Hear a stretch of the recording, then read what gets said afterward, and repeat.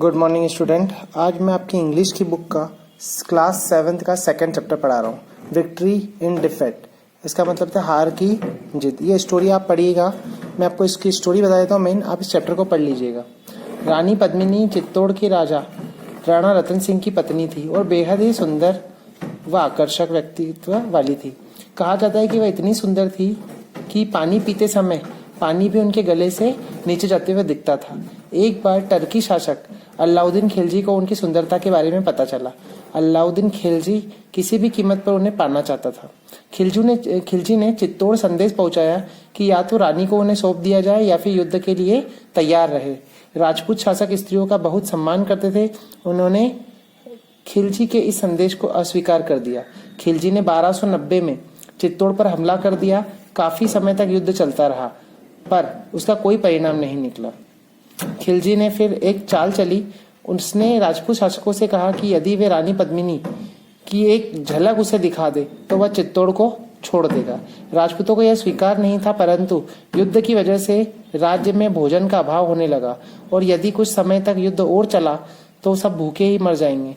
राजपूत शासक को कोई रास्ता नहीं दिख रहा था। उन्होंने खिलजी से कहा कि वह उसकी बात मानने के लिए तैयार है, परंतु रानी की झलक उन्हें दर्पण में दिखाई जाएगी। राजपूतों को विश्वास में लेकर खिलजी अपने कुछ सैनिकों के साथ राज्य में प्रवेश कर गया।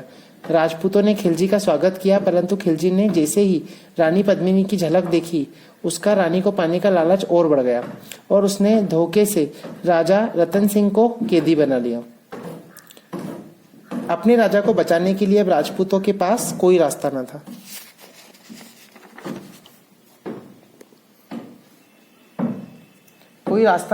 उनके पास खिलजी की सेना को परास्त करने के लिए पर्याप्त सैनिक भी नहीं थे और अपनी रानी को खिलजी को सौंप देना उनकी शान के खिलाफ था।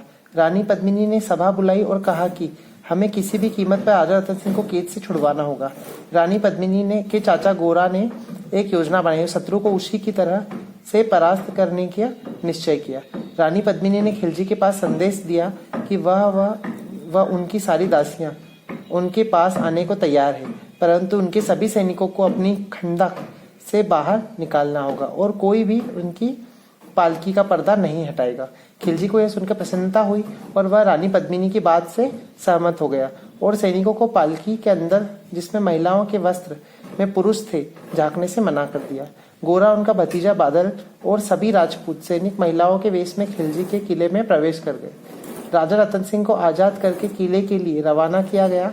किसी ने पालकी का पर्दा नहीं उठाया, परंतु खिलजी से सब्र न हुआ। उसने जैसे ही रानी पद्मिनी की पालकी का पर्दा हटाया, रानी पद्मिनी बने बादल ने खिलजी पर हमला कर दिया, परंतु टर्क सैनिकों के आगे वह नहीं टिक पाया और फिर सभी राजपूत सैनिकों ने, जो महिलाओं के वस्त्र में थे, खिलजी के सैनिकों पर आक्रमण कर दिया। कुछ टर्क सैनिकों ने राजपूत का पीछा किया, परंतु गोरा ने उन्हें किले में प्रवेश नहीं करने दिया और अपने सैनिकों के साथ वहीं प्राण त्याग दिए। 13 साल बाद 1303 में खिलजी ने फिर चित्तौड़ पर हमला किया। ठीक है, 13 साल बाद 1303 में खिलजी ने फिर चित्तौड़ पर हमला किया।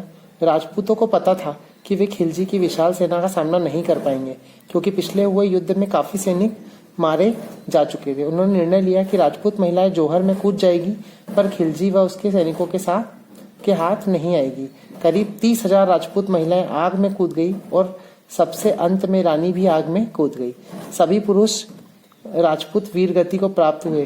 खिलजी के हाथ केवल 30,000 महिलाओं के जले हुए शव की दुर्गंध ही लगी। एक बड़ी जीत के बाद भी खिलजी हार गया था। उदासीनता के कारण उसने रानी पद्मिनी और राजा रतन सिंह के महल को छोड़कर पूरे चित्तौड़ राज्य को ध्वंस कर दिया, मतलब खत्म कर दिया। ठीक है, ये पूरी स्टोरी थी इनकी। अगर आप चाहें तो इसके लिए रानी पद्मावती की मूवी भी है, पद्मावती, आप वो भी देख सकते हैं। उसमें आपको स्टोरी और क्लियर हो जाएगी। ठीक है, इसके मीनिंग्स आप सर्च करें और फेयर कॉपी के अंदर नोट करें विथ हिंदी। ओके, बाकी के लिए आपको, बाकी क्वेश्चन आंसर वगैरह के लिए आपको PDF मिल जाएगा। Thank you.